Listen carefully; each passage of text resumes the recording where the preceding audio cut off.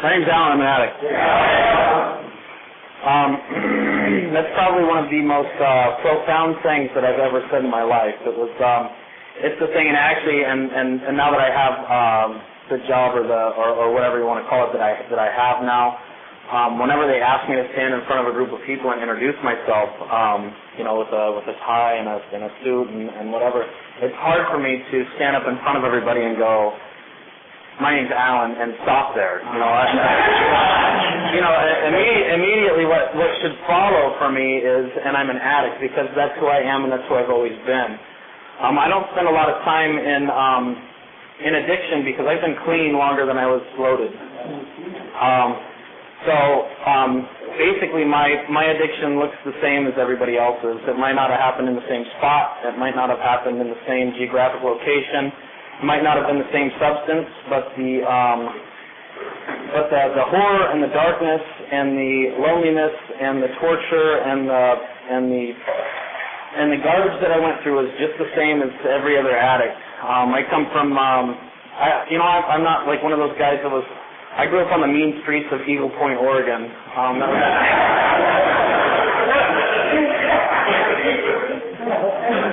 I bucked hay in the summertime. I went to rodeos. I had cowboy boots and a big belt buckle.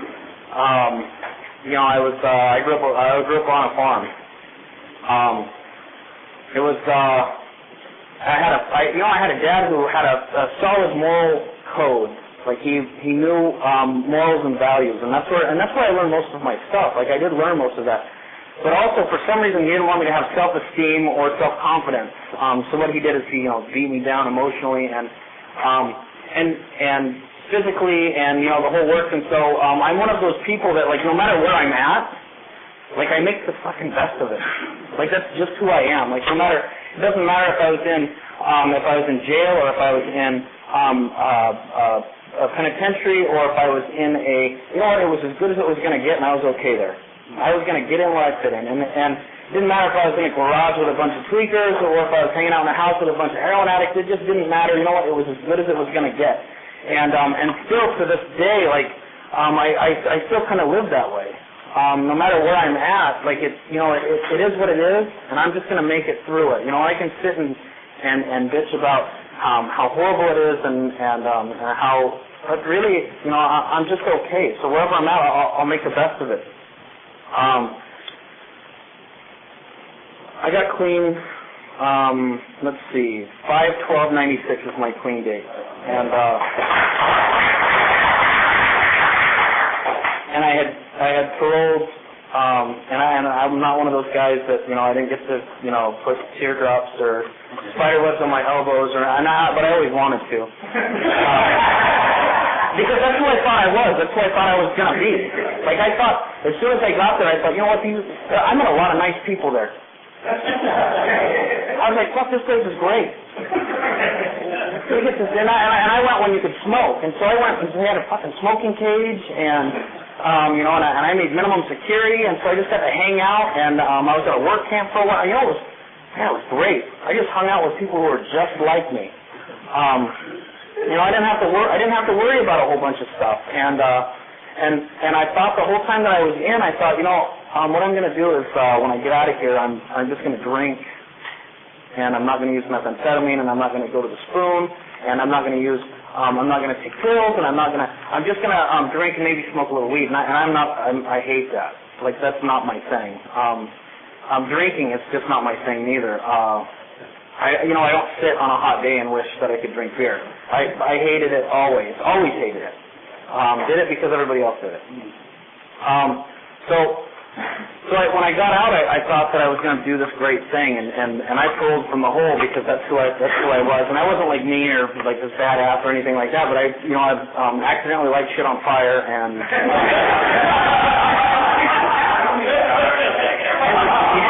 just I saw allegedly a jacket caught on fire, and I have no recollection of it ever taking place, but they said that I did it, so I did it. So I like to tell them no. I like to pretend I was hard in front of the fellas, and basically I did my last 8 days, and I thought that it would be all right, but I came out of that. I wrote myself a letter, and I remember the letter was the hole was a dark and scary place, and I was 20. I think I was 20 years old, and it was loud, and they didn't even give you a jumpsuit with a zipper. They gave you and they came and they took your sheets during the day, and so I mean basically, man, it was treacherous. And I remember sitting in there, and actually it was one of the only times when I was in that I could just sit and cry quietly, because that's who I really was. I was okay. I was okay when I was with people. I was all right. I could pretend like I was somebody else.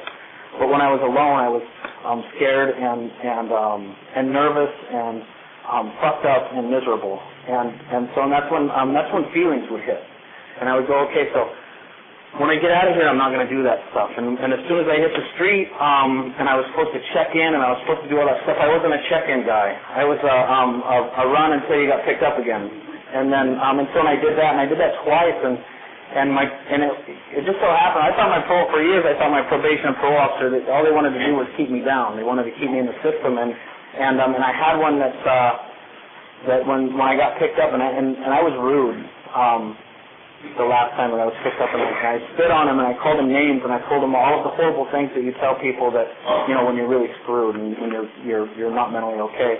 And he came and saw me 2 days later, and all I could do was sit, and I cried. I cried snot bubble, just woke up. I'd been up for I don't know how many days, and I got to sleep for a little while, and I woke up and I was emotionally, I was pretty raw. And I cried, and I told him I don't know what to do. I'm 21 years old, and this is what I do. What I do is I get loaded, and you pick me up, and I get to be in jail for a little while, and then I get out and I get loaded, and you pick me up. And I said, and I don't know how to have a job. I don't know how to have anything. My address was care of or my state identification number after it. I remember laying in my bed just wishing that I could have an address one time where a bill would come. I don't wish that anymore. But I remember just thinking, if I could just have a spot, and I wish that I could call my dad one day and go, hey, you know what? I have a job, and I have a car, and I have a dog. And mail comes to this house now, and my parole officer, he used a personal favor and got me into a treatment center, and I'd never been to treatment before. I didn't know about Narcotics Anonymous. I didn't know about any other 12-step program, and I can't say that I didn't know about it. I mean, I had heard about something somewhere, but it was mostly where a bunch of sissies sit around and talk about how they want to get fucked up, but they can't anymore.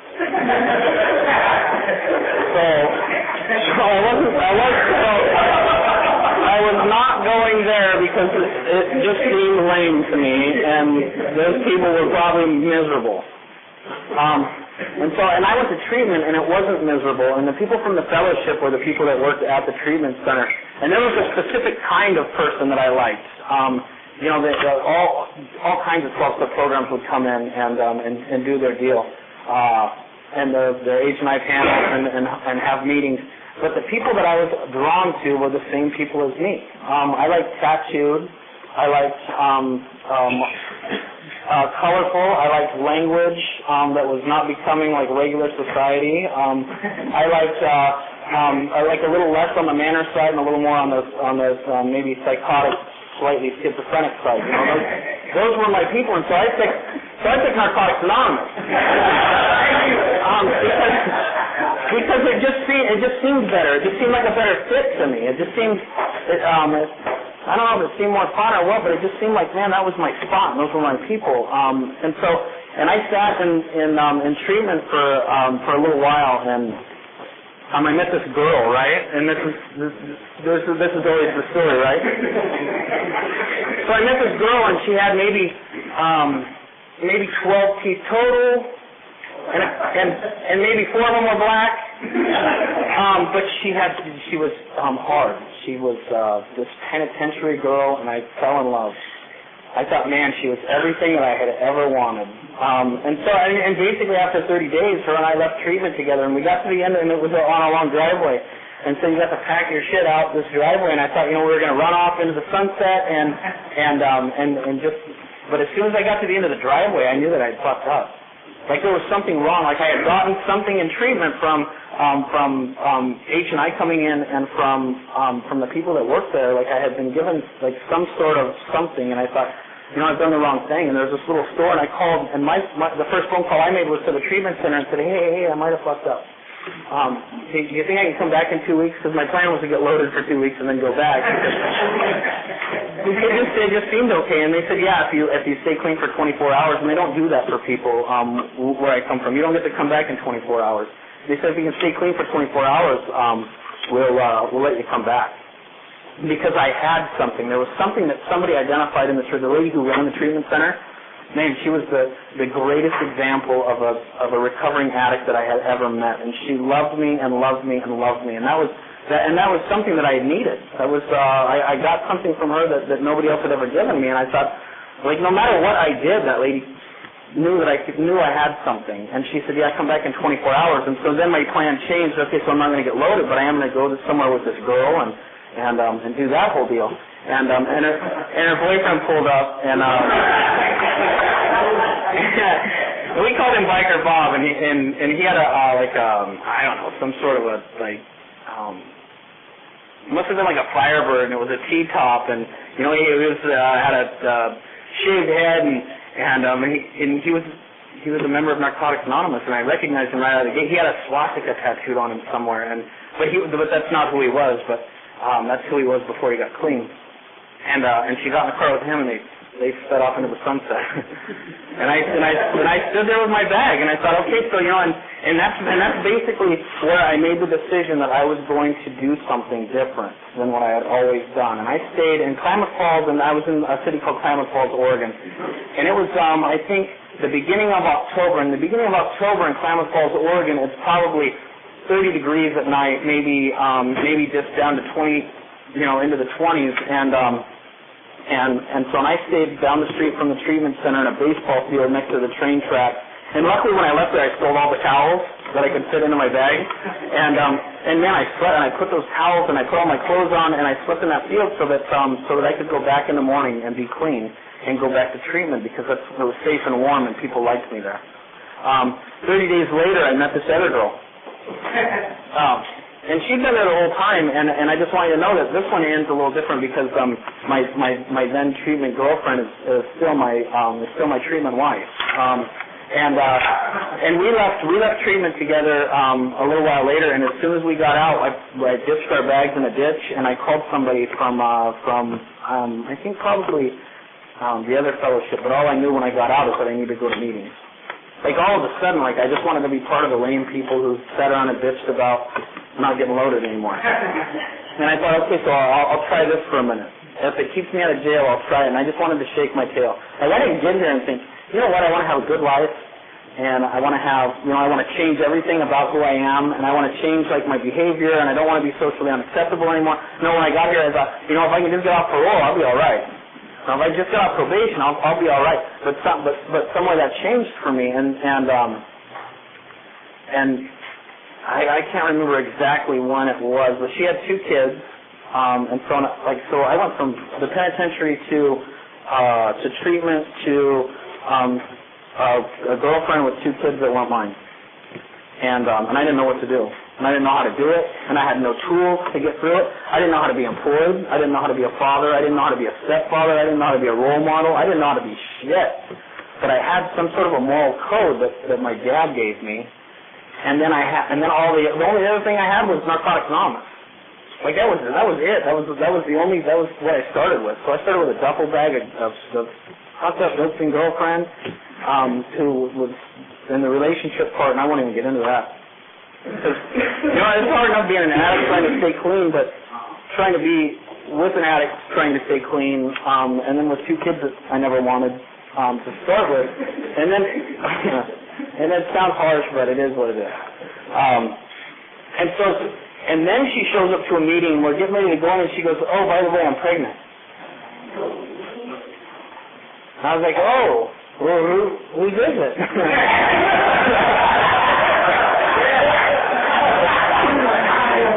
So And, who have you been with? Because that's not mine. Because I'm not capable of being a parent. I'm not capable of no, there's no way that's not mine. And so, I sat in that meeting, and the funniest thing happened is that I thought to myself, you know what? I've got to do something different. So I guess I'll get a job, and I guess I'll get a place to live, and I guess I'll just raise these other two kids that aren't mine. And I guess it's just time to accept the whole deal. Okay, so acceptance. And so now what do I do? So I'm telling you that the first few months was harsh, and the more pregnant she got, the worse she was. It was almost unlivable. But I'll tell you what I did is I went to meetings every day, and I didn't have a car, and I didn't have a driver's license, and I didn't have, but I had a job, and so I would walk to work, and as soon as I would get out, and I worked in a steel yard, and as soon as I got off work, I'd go home, and I'd take a cold shower because we couldn't afford hot water. And we would cook on an electric skillet because we couldn't afford gas for the stove either. And so we would cook on it, and we didn't have a lot of food. And what I would do is I would call somebody from the Fellowship of Narcotics Anonymous, and I would go, hey, can I have a regular meeting? And there was a guy who lived right down the street, and he would pick us up every day. And I'd go to a meeting, and then I didn't care where I went to. In Klamath Falls, Oregon, that's a small town also, and so when there wasn't a meeting on Tuesday or on Thursday, then you went wherever you needed to go to get whatever you needed to get. I knew that I didn't belong there, but I knew that it was better than sitting at home with sitting at home with Psycho. So I don't know how long it was before I got a sponsor, but I was working. I had gotten a second job after that one, or maybe it was just right before that. But we were working with Lacquer Center and I was working with a bunch of addicts, and I started working with Lacquer Center, and my day would go by pretty decent. We were wiping down, we were installing countertops, and the more I worked with Lacquer Center, the better my day got. And I was about 9 months clean, and I know that I was exactly 9 months clean. And I had started picking up newcomers right when to sleep on my couch, right when we got clean. And so I picked up this guy that I had gotten loaded with for my entire life, and he was living on my couch. And pretty soon I was coming home and I had a 44-ounce Big Gulp cup with a Lacquer Center soaked rag in the bottom of that, because I didn't have a problem with Lacquer Center, right? That wasn't a drug. That's not a drug. At 9 months old, I didn't tell anybody about it. But my wife would go, how come you smell how come your mouth smells like Lacquer? Well, we work with Lacquer Center at work. It's not a big deal. Don't worry about it. But and so pretty soon I'm driving around in my truck with this newcomer that I picked up, and I'm got my face in I'm getting loaded on Lacquer Center. And so I thought, man, this isn't working out, so I should probably just be a recreational drinker also. So I recreationally drank for 4 hours. And then I was a recreational drunk driver. And then I thought, well, this isn't working out, so I'll use whatever else. I took some bong hits, and I thought I'll be a recreational weed smoker. And that combination makes me sick. And there's and so then there's my drug of choice. That seems to bring me back to a dark garage with holes drilled in the garage door so that I can see outside to make sure nobody's sneaking up on me. And I did that recreationally for about 4 days. And maybe it was only a couple of days, but either way, I figured out then, and when I got back, and so I left home, and I think it was Mother's Day, because I was going over to see my mom, and I never made it to my mom's house, and I ended up in a garage somewhere shooting dope. It was the same deal with the same people that I used with 9 months previous, and so when I came back, I told my wife, I said, hey, I think I'm a recreational drinker, and she was my girlfriend then still, and she was very pregnant, and I said, so let's stop at the store and we'll buy 240. And she said, recreational drinkers don't drink 40-ounce malt liquor. And I was like, oh. And she said, there's something wrong with you. You're fucked up, and we need to go to a meeting. And I was like, I'm not going back to meetings. Just so you know, I got loaded. I've been loaded for a few days, and I'm not going back to a meeting. because I don't want to be judged and I don't want people to hate me, and I've done everything that I wasn't supposed to do that you guys taught me not to do. I did everything that I wasn't supposed to do, so I'm not going back there because I'm guilt and shame, right? That's my entire life has been guilt and shame. That's how my parents controlled me. That's how I make myself feel. And so I wasn't going back to meetings because you guys were gonna call me names, and it was just gonna be weird. And I was like, no, I'm not doing that. And it took me a couple of weeks, but there was this guy. His name was Danny, and actually Lori. He was married to the lady who helped me in treatment. And he was one of those bikers, and he had like this handlebar mustache that came down to like here, and he rode a Harley Davidson. He had tattoos all over, and San Quentin like tattoos, like skulls and demons and castles and naked ladies. And I was like extremely. But when he opened his mouth in a meeting, like this thing would happen. Like he looked hard, but he wasn't hard. He was like soft and gentle, and he had probably maybe 5 or 6 years clean then. And I thought, man, you know what? That's what I want. That's what I would like to have. And he came and he rescued me. He came and he said, hey, let's go to a meeting. And I started going to meetings, and I picked him as my sponsor. And he didn't make me work steps. He didn't do anything. What he did is he let me sleep on his couch. And when I had a relationship problem, I would go to his house. And when my kid was born, I would take my kid over there, and we would set him in front of the fish tank, and we would talk about literature, and we would talk about program, and we would talk about how my life was going to be different if I continued to do the things that I was supposed to do, the things that they taught me in Narcotics Anonymous. If I did that, then my life would get better. He didn't necessarily tell me that it would get better for a little while, and then it would get really hard, and then it would get better for a little while, and then it would get really hard again. He didn't tell me about the really hard parts. And he didn't make me work steps, and so I missed out on that part. And he was my sponsor for a little while. I got a better job, and I got a better job, and I got a better job, and finally I worked for a manufacturing company, and they paid for all of my school because, and I'll tell you that I was the guy I worked in a manufacturing plant, so I fit right in, and I was the guy that if a manager told me what to do, I'd tell them to go fuck themselves, and they wouldn't do anything to me because I was obsessive compulsive to the point where I kept everything clean, I kept everything neat and tidy and organized, and I worked and worked and worked, and so they wouldn't do anything to me.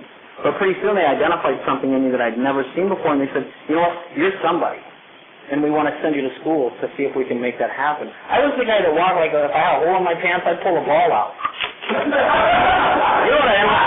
And walk around, and I had cut off sleeves on my shirt, and you know, and I just was who I was, and if you didn't like it, fuck you. And that's who I was when I got clean. I took pride in that. I also took pride in the fact that I was an addict in recovery. And I would tell people that, hey, you know what, I go to 12-step meetings, and if you want to get clean, I know how to get clean.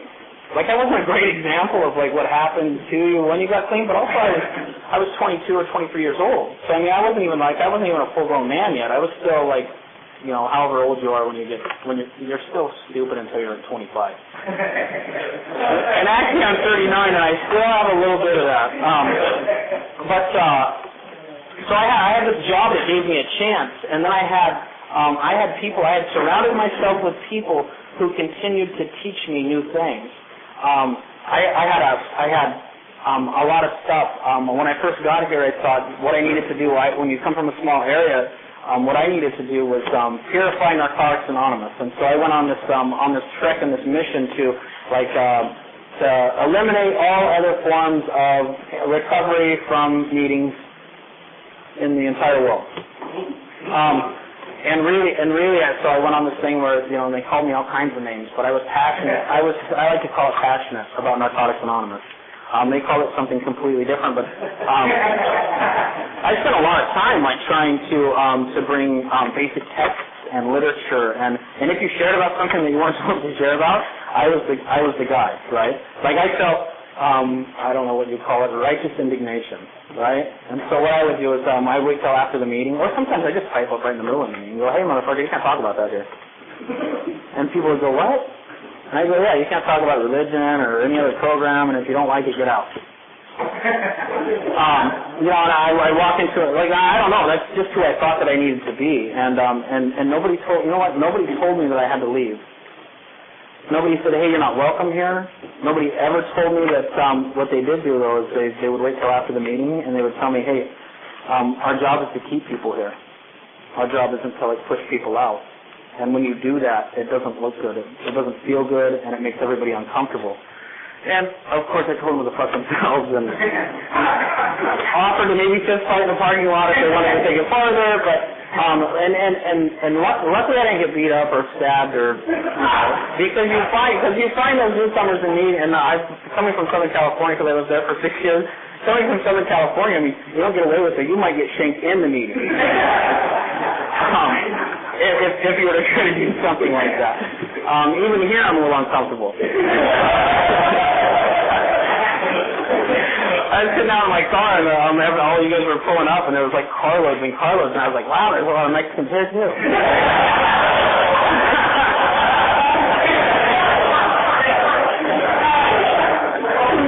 Okay, make the adjustment. Don't share like a white guy.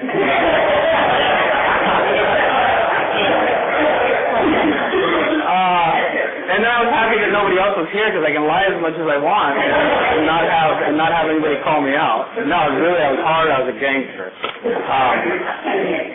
No, that's not the case. So I don't know exactly when everything changed into. I remember when I got a year, I got that metal chip, and it was the most proud moment of my life. And I called my mom, and I called my dad, and I called everybody because I had gotten, for the first time in my life, a metal chip, and I had 1 year with nothing in my system. And I thought, you know what? If things aren't, and I didn't steal, I wasn't sold on the whole thing where I wanted to do this always. I'm like, so wait, what you guys are fucking telling me is that I have to go here for the rest of my life because I have some sort of a disease? Where I can never, like, socially drink ever again? Okay, well, I'm not buying it yet. So in 2 years, if I don't have everything that I want, I'm going to get loaded. Right? Because I had a guy tell me that. He said, if you don't like it, you can always get loaded and you can always come back, but sometimes you die. And I was like, that sounds happy. So I stayed for, like, 2 years. And I thought, okay, well, And the whole time I'm learning things, and the whole time, like, my job is, like, continuing to give me, like, responsibility, and the whole time, like, I'm evolving into, like, a real person. And where like, I fill out tax forms, and I used to do that all by myself, right? Like, that was a fucking big deal. Nobody showed me how to do that when I was a kid. Nobody showed me how to balance a checkbook. I'm not good at that still. But nobody showed me how to do, like, a lot of stuff that I was, like, doing, if I didn't know how to balance my checkbook, I would call my friend and go, hey, what do I do? And he would go, bring it over. I'll show you. And then I would have a problem with 2 kids that weren't mine and a crying baby, and I'd go, hey, I don't know what to do. Like, and he'd go, come over. And I go, hey, I got a wife, and she's fucked up, and she won't work the steps the way that I think that she should. What do I do? And he would say, well, come over, and you can bring her, and maybe my wife will talk to her. All right, that seems good. So the whole time I had all of these problems. My solution wasn't to call my parents, and my solution wasn't to, like, do, like, whatever I was supposed to do. My solution was to call the people in Narcotics Anonymous who had something that I didn't know how to do, or to do for me what I couldn't do for myself. And so it was a long and sometimes hard journey. I went through probably at 7 years clean. I had an affair with this girl that actually she was my employee. We worked together for a long time, and I rode to work with her for a long time, and I crossed some lines that you're not supposed to cross if you're married, and I didn't know it. I mean, I kind of knew. Like I kind of had an idea, like when it was happening, that I shouldn't share. Like, you know, I was sharing like deep, like stuff that I shouldn't share with anybody, but and I guess it's stuff that I should have shared with the people in Narcotics Anonymous, like men in Narcotics Anonymous, never with a woman. And so what happened was, so I did this thing, and it was on my wife's, I don't know what the fuck I was thinking, but it was on her recovery birthday.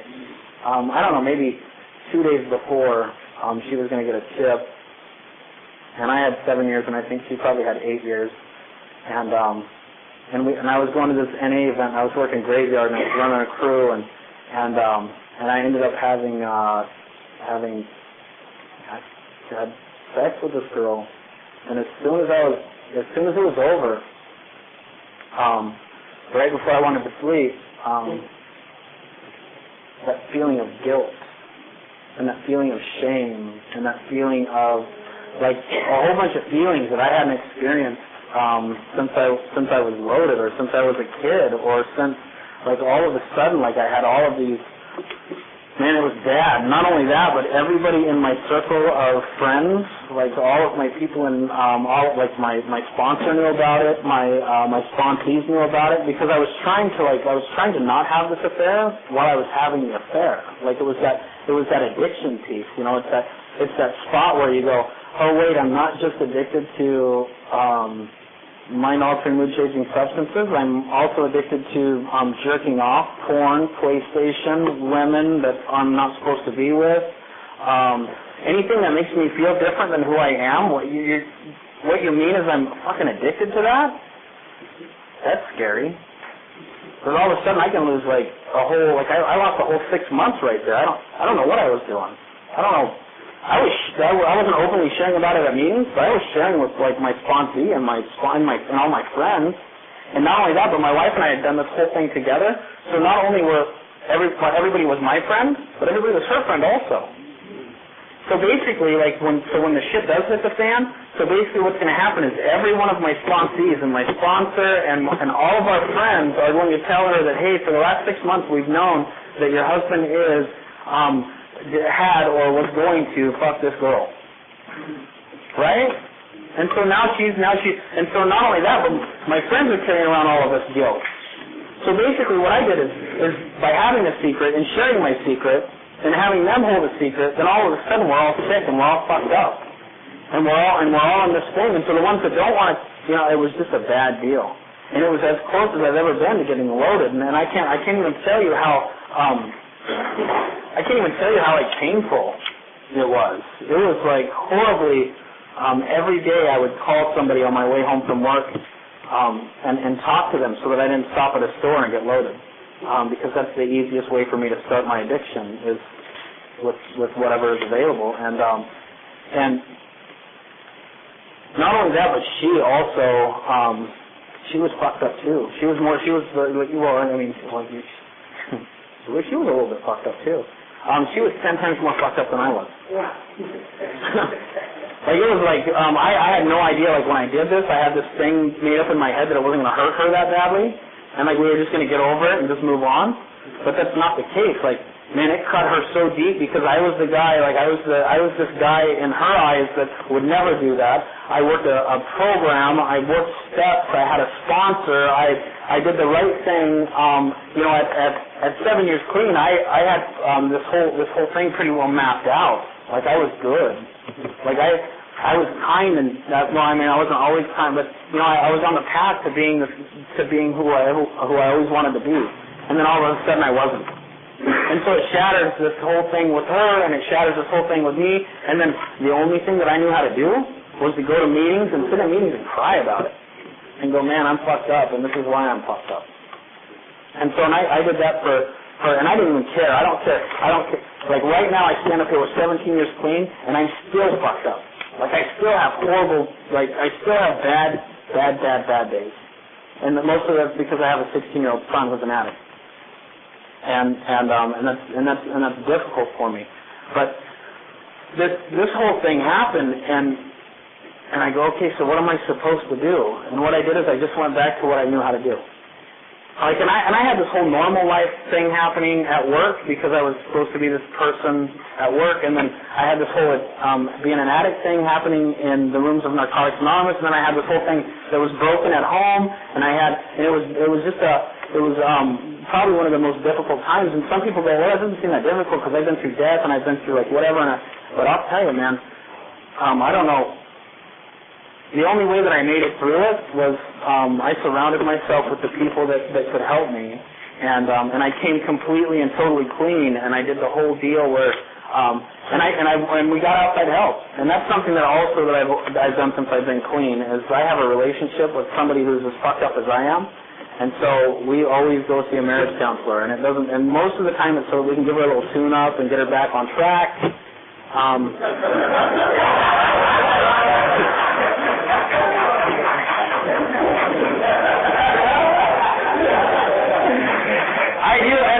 I do appreciate that part. Even when I say it, it sounds fun.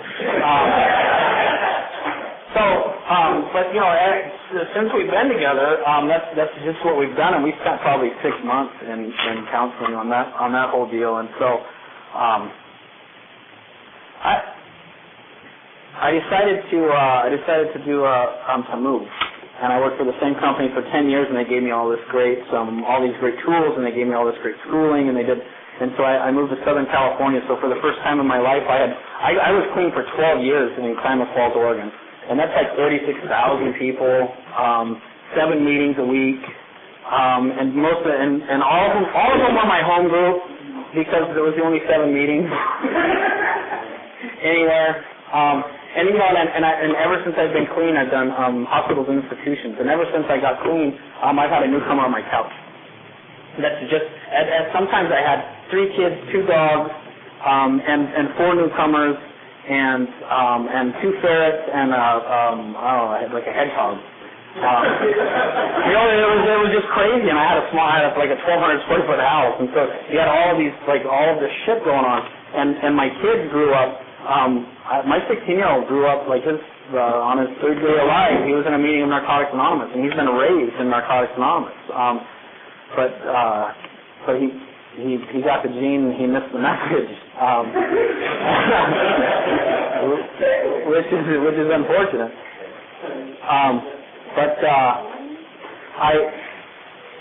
I'm not exactly sure how I got to where I'm at today, clean, with the exception of that I just continued to go to meetings, and I just continued to, and I have to be, I'm completely honest, I just finished working the 12 steps from start to finish with my sponsor, and I think I finished probably 11 months ago.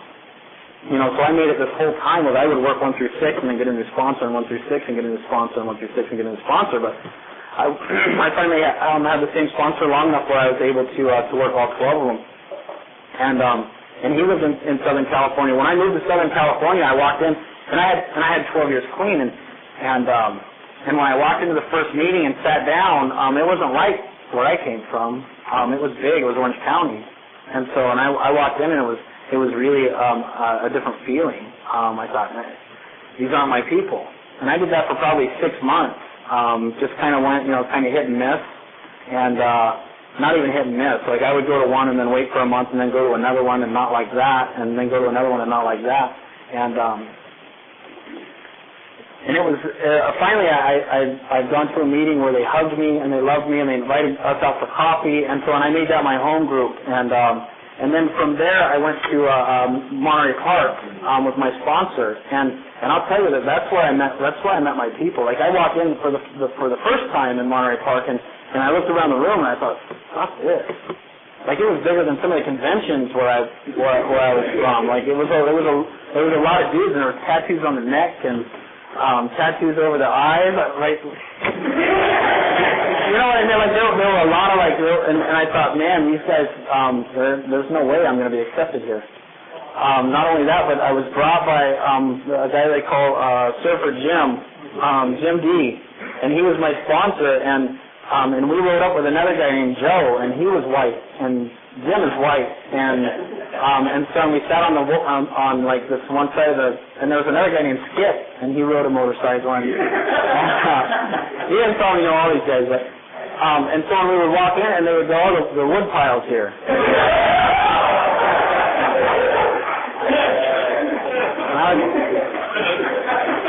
was like, man,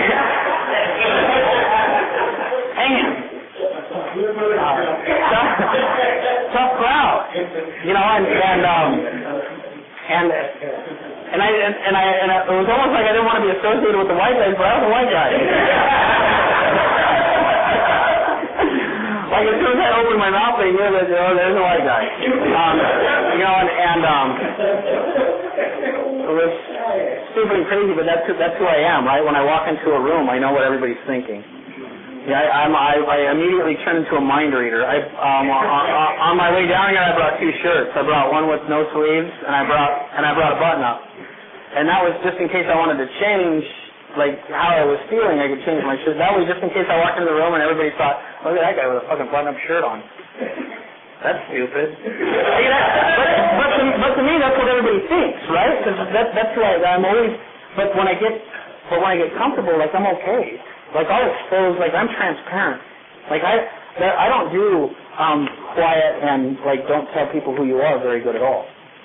Because that's not the way that Narcotics Anonymous has always shown me how to be. Like, how I've been taught to be since I got here was to share who I am. And I understand, like, the anonymity thing. I have this job where I show up every day and I have a tie and my shirt rubs my neck raw. And I deal with it, and I don't share who I am in board meetings, and I don't share who I am with investors, and I don't share unless I have an opportunity, right? My boss hates it. And I was telling Jimmy, right? Bobby, God, I'm so sorry. Jimmy, Bobby, Jimmy. We got it. Jimmy's the meeting, Bobby's my friend. I'm a friend of Bobby.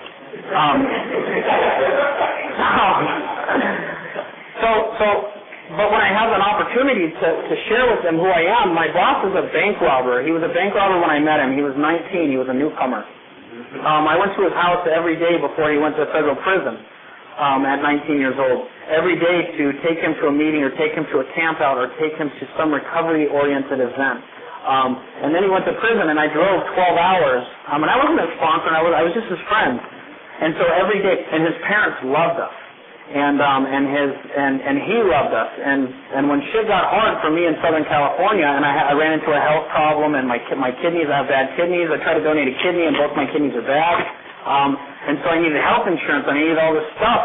And so I moved to Sacramento because this guy gave me an opportunity, right?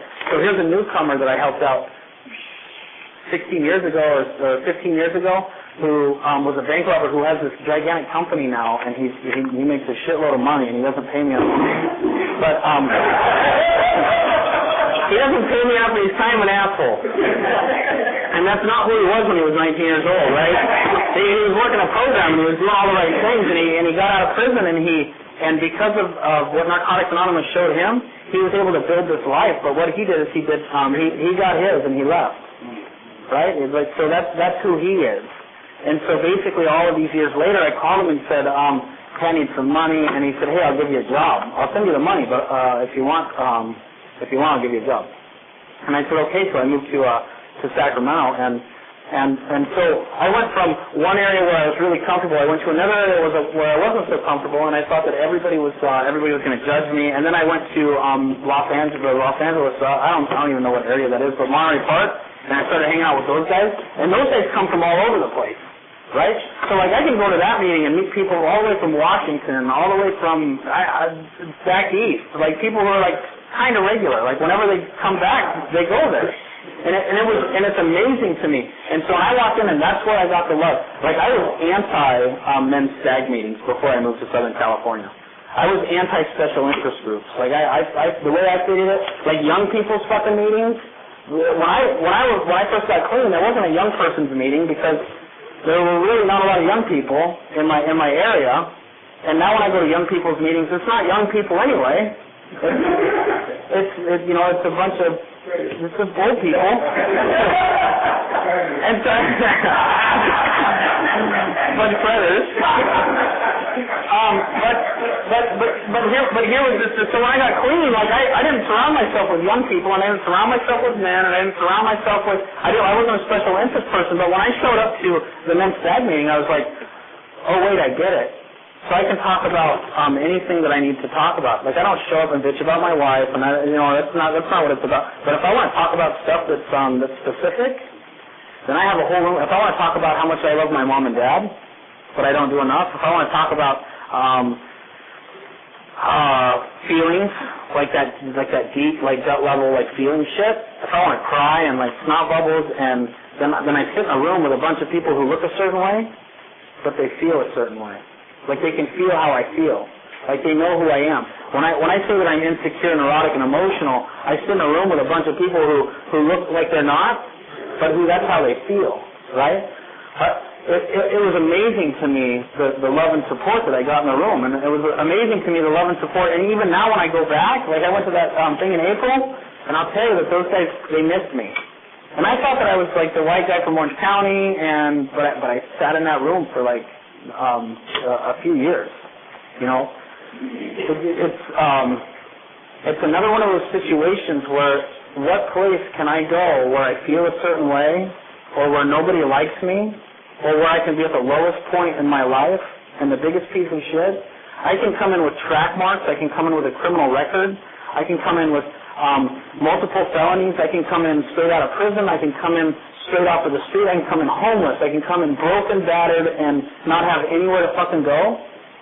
But I can come into the rooms of Narcotics Anonymous and people will hug me, and people will tell me that they love me, and people will help me through like whatever I'm going through. And not only that, but when I leave, they tell me, come back. And where I come from, that's not what they used to tell me. They used to tell me, hey, you can't hang out here anymore. Hey, you're too fucked up. Whenever the cops stop by, you're the one that gets us all arrested. Like, you're not allowed. In Narcotics Anonymous, they never did that to me. And they never said, hey, stop crying, you sissy. They never said, a man is a man and you're supposed to act a certain way and you're supposed to do a certain thing. They never did. They never put a bunch of shit on me. They said, you can be who you want to be, and this is what we suggest, but if you don't want to do that, it's fine. Just keep hanging out. And that's what I truly love about Narcotics Anonymous. And so here I am all of this time down the road, and so I've moved from Oregon to Los Angeles, to Orange County, and then from Orange County to Sacramento. I love Orange County. I like Los Angeles, I like the big city, I like smog, I like people, and I like the beach. And now I'm in Sacramento, and the beach is a stretch, and the fellowship is good, but I'll tell you that this is the most comfortable that I've felt since April. You know, I walk into meetings there, and people ask me to share, and like I do that whole deal, but I don't really like them. And I still have that thing where like I'm different than you are, and you're different than I am, and I really don't want to expose myself because I really don't want to get locked into some fucking thing. I don't want to have to go to meetings. I don't want people to call me and go, hey, where you at? We haven't seen you for a few days. I don't want that to happen. I mean, that'd be horrible. You know, so there's part of me, like with this job that I have and with the boss that I have that wants me to not expose myself. Like it's like this constant moral battle for me. Like I know who I am and I know who I want to be. Like the most centered and the most, like when I feel the very best, that's when I'm here. I feel the best when I have a newcomer on my couch. I feel the best when I get up every morning and I read Narcotics Anonymous literature, and at night I pray, and I look in the directory to find a meeting that I want to go to. That's where I operate the best. But man, it's been difficult. So I've been there for like 9 or 10 months, and I'm pretty well plugged in. Like I'm okay. Just that I don't call those people. I still call Southern California. I still call Oregon, and I have a friend that I call in Arkansas. You know, I don't use a support group that's close to me, which I mean I could end up loaded over that. You know, if I want to get honest about it. Like if I really want to be really honest and go, am I doing everything that I should do? Am I an active member of Narcotics Anonymous? Do I have a service position? Nope. Do I do H&I? H&I kept me clean for years. Am I doing that? Am I working steps? Nope. Do I call my sponsor? Do I call people in recovery? Yeah. Do I read literature? Yeah. Is that enough? Fuck no, I'm going to get loaded. Like I'll stand up here right now and tell you, I'm one horrible feeling away from losing everything that I got. Because when I go, I'm pretty sure at 17 years when you go off the fucking deep end, like it's not easy to come back because I've seen it happen. I've seen it happen with 24 years clean and the deep end and the struggle to like maintain. Like so, I'm pretty sure that if I continue to go the way I'm going, I'm fucked. It's simple for me. what's my long-term plan? Like, yeah, I have talked to the guys in H&I.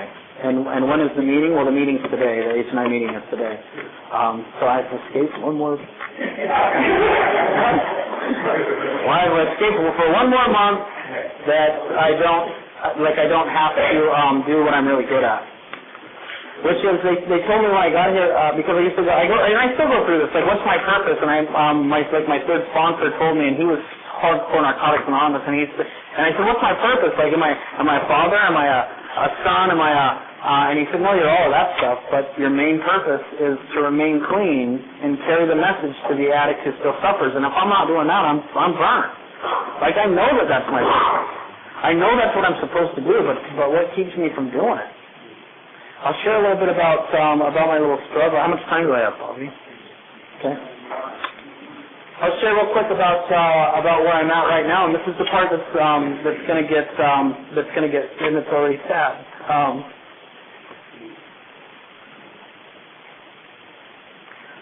I have a 16-year-old son who was raised here. And he loves newcomers. Like, I would bring a newcomer home, and he would be the kid. Like, I would bring a heroin addict home who would be kicking, and he was the kid that would bring him some candy, and like he knew, right? He knows what heroin addicts need when they kick. My kid is the kid who, like, it was like a and I have two older boys also and a grandkid, but my kids know, like, they've been raised here. So they know all about the disease of addiction, and they know all about what it takes to get clean, and they know what withdrawal looks like. They know what DPs look like, because we've done that as a family. We've done that. It's the weirdest fucking thing, and people think I'm nuts, but basically that's what we've done. And I have a kid who fucking smokes weed, and he hasn't, like, for the last couple of months, but 4 weeks ago, he overdosed on lorazepam that was left out by my mother-in-law. A few days later, he got picked up for shoplifting at Walmart. And I also, I got another kid from Orange County who's my kid's best friend. And a lot of people go, you're fucking crazy for doing that. But it's a kid who doesn't have a family. He doesn't have a support group. He doesn't have anybody. And so I took him in, and I got power of attorney and all of that shit, and I help him go to school, and I help him do all this. He's like a 6'2" black kid, and when they got arrested, the cops, he's got an attitude problem, and he's difficult for anybody to handle. But there's something about me that he is drawn to, that he gravitates to, and when I showed up, he was completely done, and he cried, and he was sorry. You know what I mean? And so basically, I'm trying to save that kid, and I'm trying to save my kid at the same time, and I don't know how to fucking do it. I'll tell you that I can carry the message to the addict who still suffers, but it's really difficult when it's your kid. Right now, it's probably the most difficult and most trying situation as far as, like, what to do next. Like, do I take him to treatment and drop $10,000 on letting somebody else try to fucking deal with the problem? I know that's not the answer. Right, so here's the answer when I was a kid. And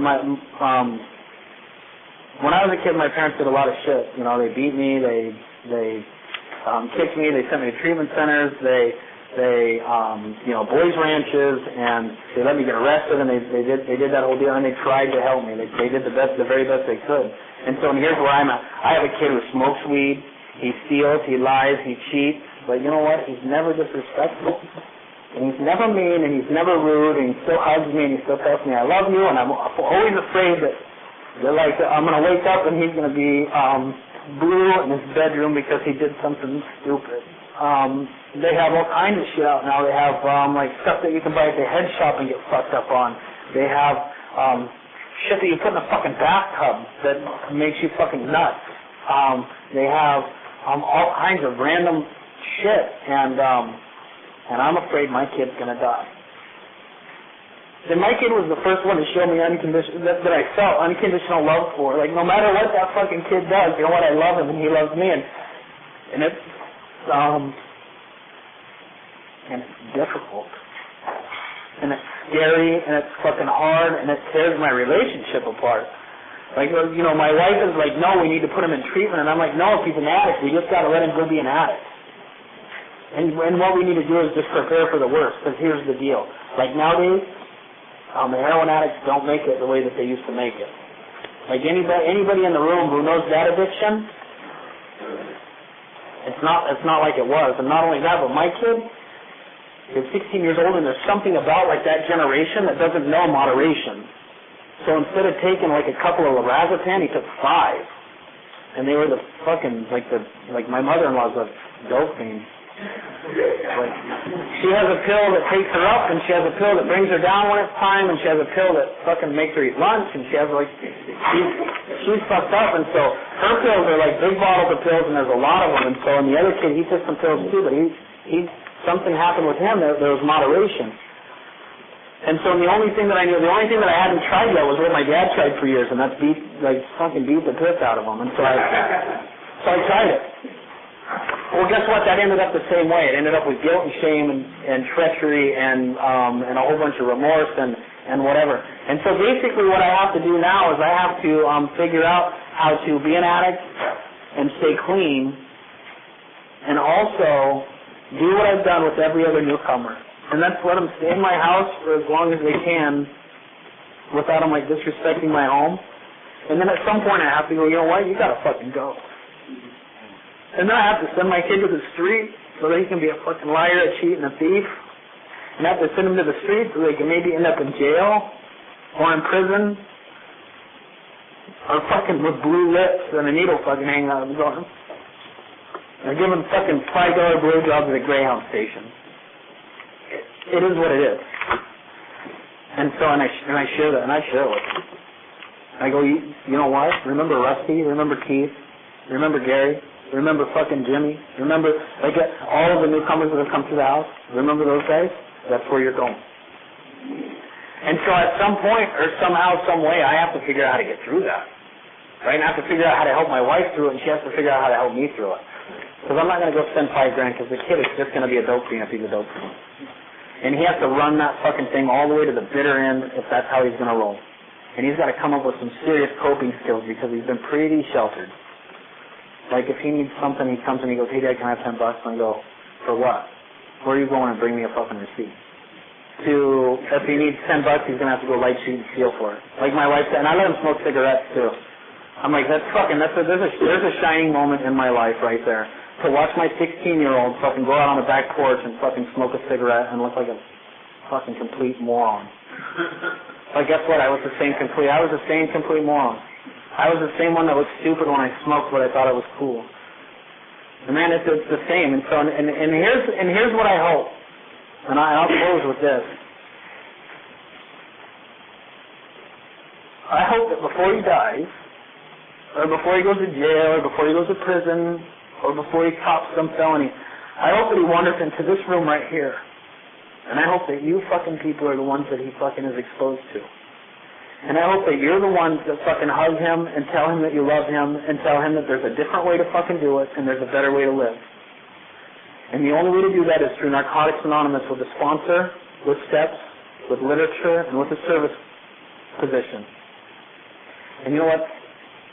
If you do that for me, and you do it for him, and I'm winning. And that's what Narcotics Anonymous has given me. It's given me a solution.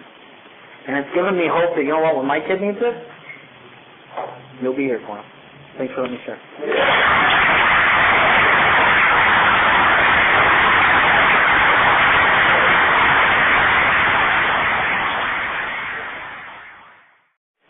My name's Allan. I'm an addict. That's probably one of the most profound things that I've ever said in my life. It's the thing, and actually, and now that I have the job or whatever you want to call it that I have now, whenever they ask me to stand in front of a group of people and introduce myself, with a tie and a suit and whatever, it's hard for me to stand up in front of everybody and go, my name's Allan, and stop there. Immediately what should follow for me is, and I'm an addict because that's who I am and that's who I've always been. I don't spend a lot of time in addiction because I've been clean longer than I was loaded. So basically my addiction looks the same as everybody else's. It might not have happened in the same spot. It might not have happened in the same geographic location. It might not have been the same substance, but the horror and the darkness and the loneliness and the torture and the garbage that I went through was just the same as every other addict. I come from, I'm not like one of those guys that was. I grew up on the mean streets of Eagle Point, Oregon.